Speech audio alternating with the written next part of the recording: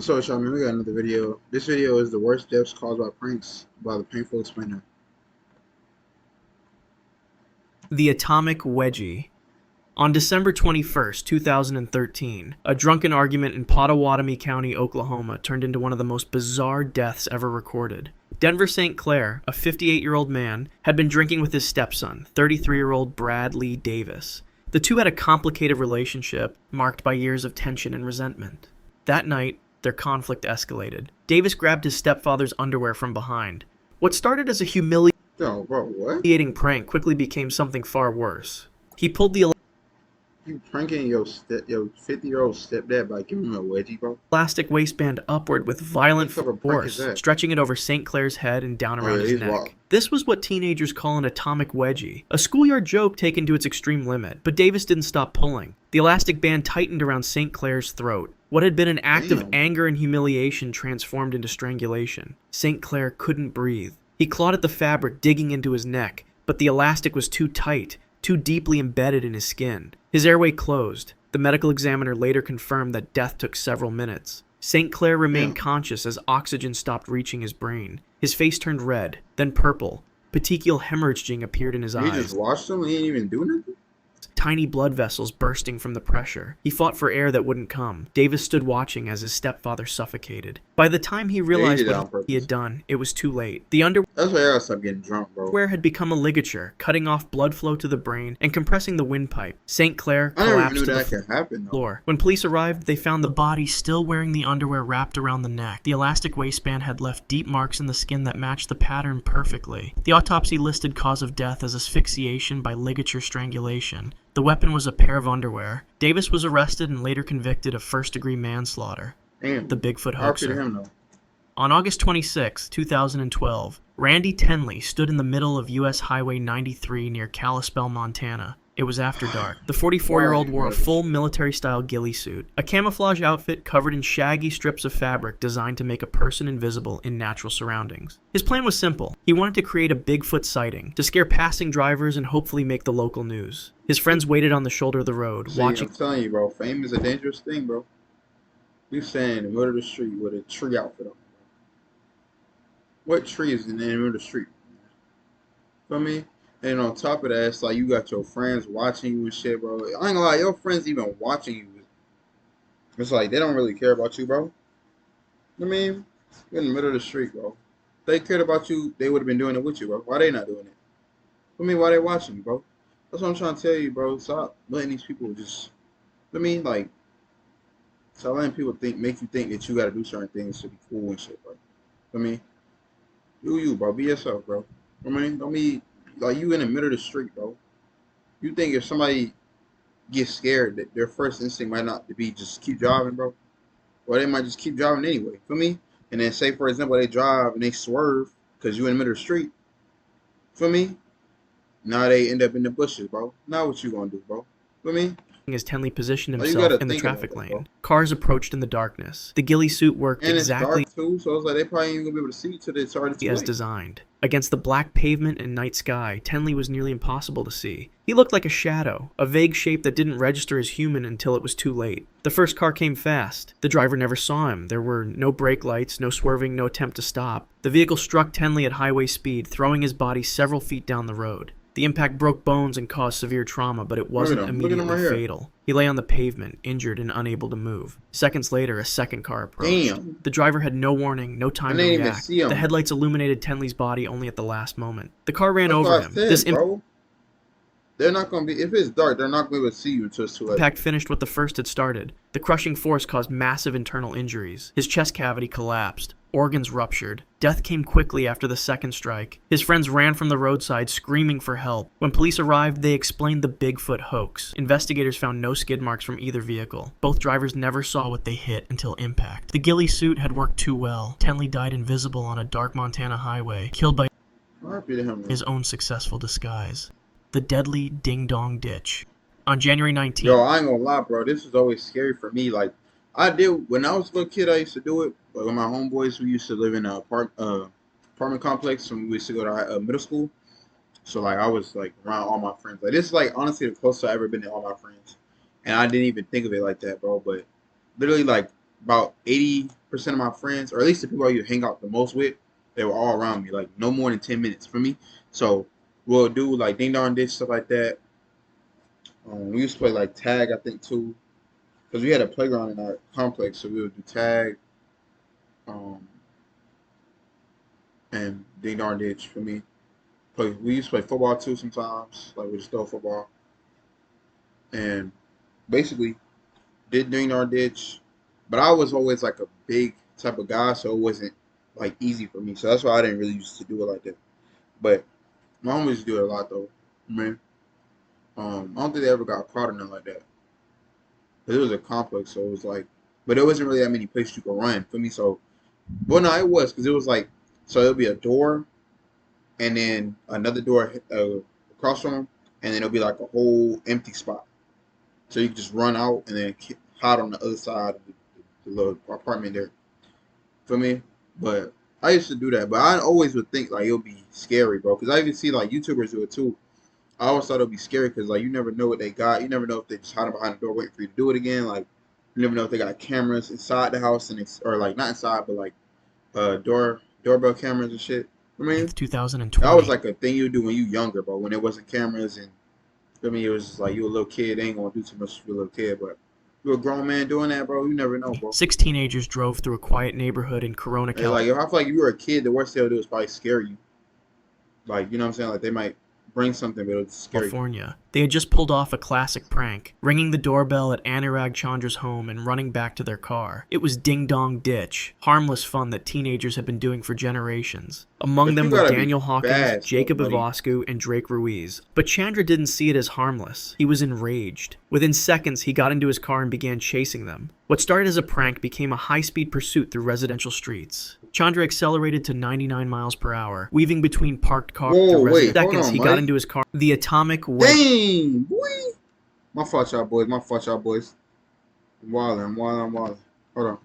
Press the wrong button. What started as a prank became a high-speed pursuit through residential streets. Chandra accelerated to 99 miles per hour, weaving between parked cars and through intersections. The teenagers tried to escape, their driver pushing the car faster, but Chandra stayed close behind. The chase lasted several minutes. But what? Why did he chase him, though? That's what I mean, they knocking on your door, they bother you, that's cool, but why are you chasing him, buddy? 99 miles per hour and shit, bro? Chandra pulled alongside the teen's vehicle. Oh, yeah, he might got him. Yeah, it's over. He didn't just follow them. He deliberately rammed their car with his own. The impact forced them off the road. At that speed, the driver had no chance to regain control. The car veered sharply, left the pavement, and slammed into a tree. The collision was brutal. The tree punched through the passenger compartment, metal. Come on, no, it's not even that deep. Man, you just killed three little kids, bro, for just having fun. You feel what I'm saying? And then it's like you driving 99 miles per hour. I don't even know how old they are, so I don't even know if they really driving normally or shit like that. But it's like, you feel me? You got them scared. It's an adrenaline rush. They driving 99 miles per hour, thinking they going for me, and then you just going to hit them off the road to a tree, bro, because they was knocking on your door, bro. You feel me? Like, I feel like that's crumpled inward. The three sitting in the back died instantly from the impact. Their bodies were thrown against seatbelts with enough force to cause fatal internal injuries. The tree had essentially cut through the vehicle's structure, crushing everything in its path. The other three teenagers survived with serious injuries. Chandra stopped at the scene and was arrested immediately. He was later charged with 3 counts of murder. A doorbell prank had ended in triple homicide. 3 families lost their sons because a grown man couldn't control his rage over a momentary annoyance. Chandra was all these people, all these little kids, bro, just trying to have fun, man. Feel me? You killing them for them knocking on your door, bro, and running away. Was convicted and sentenced to life in prison without the possibility of parole.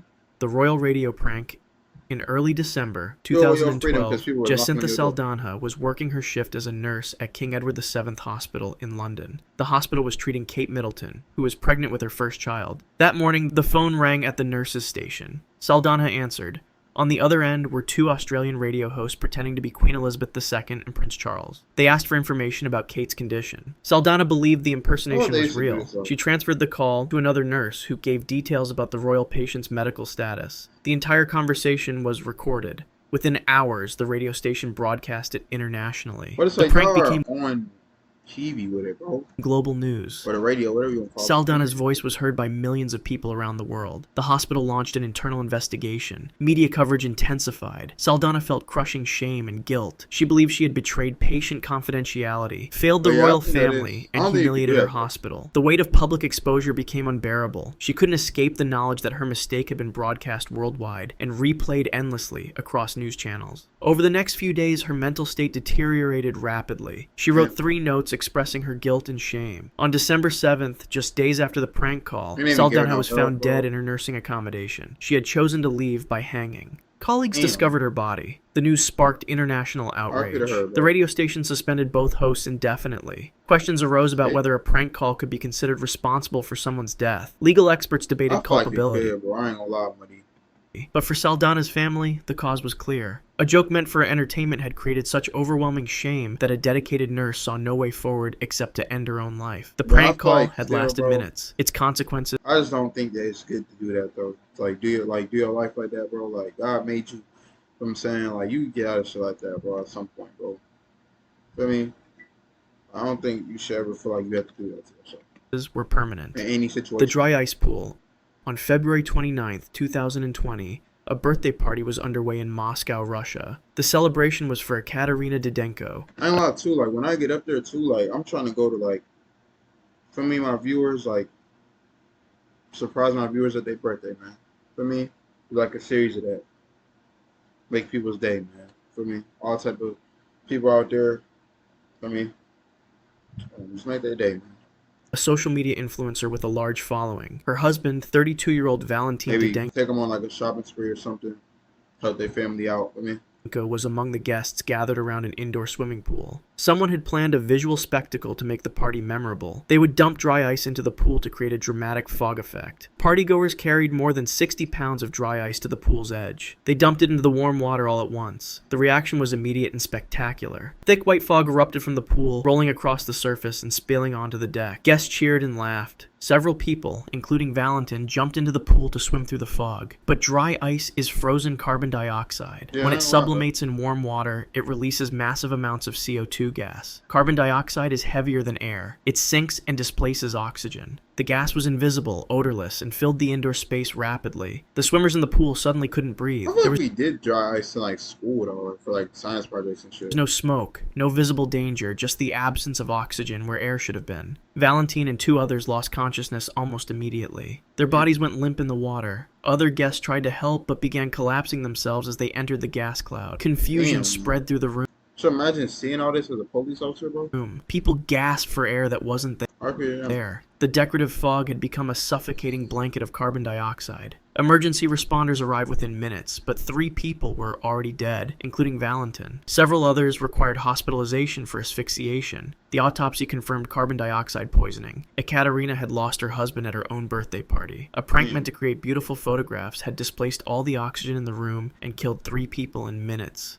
The initiation impalement. On June 6, 1892, Wilkins Rustin stood on a street in New Haven, Connecticut, surrounded by members of the Delta Kappa Epsilon fraternity at Yale University. The sophomore was undergoing initiation, a ritual that was common and largely unregulated in that era. His fraternity brothers had prepared a test. They tied a blindfold tightly around his eyes. He could see. I don't trust anybody putting no blindfold on me, bro.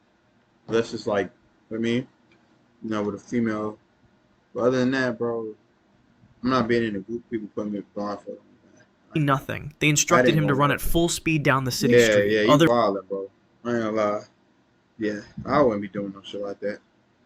Running with a blindfold down the street, bro. Members would watch and laugh. Rustin had no choice. And they laughing at you, my heart? Like, come on, bro. Sometimes you just gotta realize shit like this, bro. Like, they put a blindfold on you and told you to run down the street. That's not a real, like, that's really your man's gonna do some shit like that. But to trust them. He began running, relying only on sound and the feeling of pavement under his feet. He sprinted blindly through the darkness, disoriented and unable to judge distance or direction. His fraternity brothers watched from the sidewalk as he gained speed. A horse-drawn carriage sat stationary on the street ahead. Rustin couldn't see it. He ran directly into the carriage at full force. A sharp wooden pole jutted from the vehicle's They didn't even say nothing, bro. They just let you do it. It's laughing, bro. Frame. The pole penetrated his abdomen. The impact drove it deep into his body, puncturing through his intestines and abdominal cavity. Rustin screamed. He was conscious, aware, impaled on the wooden shaft. His fraternity brothers rushed forward and removed remove the blindfold. They saw the pole extending through his body. He was taken immediately to medical care, but doctors in 1892 had limited ability to treat such injuries. The punctured intestines leaked bacteria into his abdominal cavity. Peritonitis developed, an infection spreading through his abdomen that 19th century medicine could not stop. Rustin endured 5 days of agony. Fever consumed him. The pain intensified as sepsis spread through his system. His body slowly shut down from the infection. On June 11, 1892, Wilkins Rustin died. A single moment of blindfolded running had resulted in a slow death. You just gotta watch you hang around, all in the name of fraternity tradition. The Blindfolded Gorge. On October 14, 1873, Mortimer Leggett stood with other pledges near a railroad trestle in Ithaca, New York. He was pledging the Kappa Alpha Society at Cornell University. The fraternity had chosen a location known for its danger, a narrow railroad bridge that crossed high above a deep gorge. It was night. Members of the fraternity prepared their initiation ritual. They tied blindfolds around the eyes of each pledge. What's up with this blindfold shit, bro? Including Leggett. Complete darkness. The pledges were led onto the trestle and instructed to walk across. They could feel only the wooden railroad ties beneath their feet and empty space on either side. The bridge was narrow. One wrong step meant to fall into the gorge below. Balance became difficult without vision. Fraternity members stood watching as the blindfolded pledges moved forward slowly, disoriented and terrified. Leggett stepped carefully, trying to find solid ground with each footfall. His sense of direction failed him. He misjudged where the edge was. His foot missed the tie and met only air. His body tipped sideways. He fell over the edge of the trestle. The blindfold remained tied around his eyes as he dropped. He fell through darkness he couldn't see, not knowing what was below or how far he would fall. The descent lasted several seconds. He hit the rocks and water at the bottom of the gorge with massive force. The impact fractured his skull. His bones shattered. Internal organs ruptured from the collision. Death was instant. When they recovered his body from the gorge, the blindfold was still tied securely around his eyes. Mortimer Leggett had died without ever seeing what killed him. Cornell faced scrutiny over the incident, but hazing practices continued despite his death. A trust exercise designed to test courage had become an execution, and a young man fell to his death while his fraternity brothers watched from above. The Vaseline stop sign.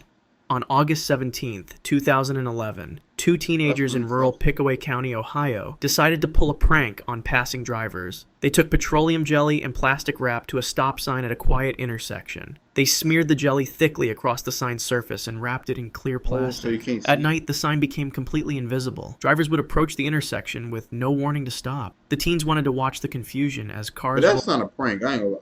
They did, like, come on, bro. Rolled through without stopping. That evening, 80-year-old Jean Shea was driving with her sister, 85-year-old Mary Spangler, in the passenger seat. They're 80 driving?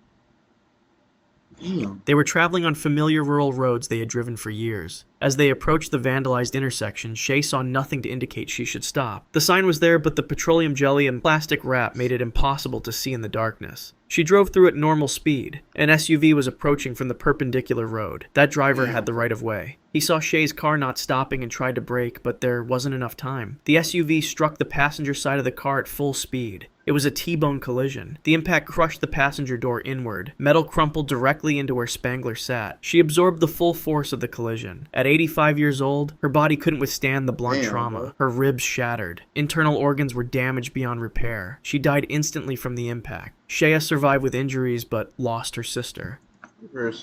Police found the teenagers shortly after. The petroleum jelly was still smeared across the stop sign, evidence of what they had done. They were arrested and charged. A simple prank designed to cause momentary confusion had made a stop sign invisible and sent an elderly woman through an intersection to her death. If you want to see more videos like this, click the video on screen now and make sure to subscribe. Alright, y'all gotta pay attention, man. Don't be doing no pranks like this, bro. Putting people's family in danger and shit, bro. That's not even a prank at that point. But shit, I love y'all, man. You got another video to take. I'll see y'all there, man.